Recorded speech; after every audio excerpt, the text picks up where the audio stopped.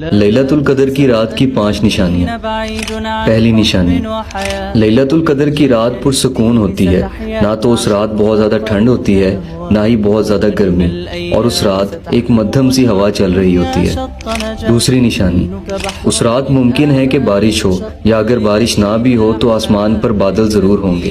تیسری نشانی، اس رات جو چاند نکلتا ہے وہ ایسا لگتا ہے جیسے پلیٹ کا آدھا کٹا ہوا ٹکڑا ہو، مطلب آدھا چاند۔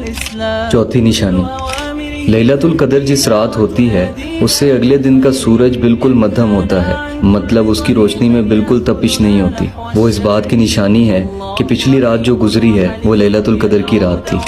پانچویں نشانی، یہ نشانی تقریباً ہم سب جانتے ہیں کہ لیلۃ القدر کی رات رمضان کی آخری 10 طاق راتوں میں آتی ہے، مطلب 21، 23، 25، 27 اور 29۔ اس ویڈیو کو زیادہ سے زیادہ شیئر کریں یا دوستوں کو مینشن کریں، کیونکہ یہ صدقہ جاریہ ہے۔ جزاک اللہ۔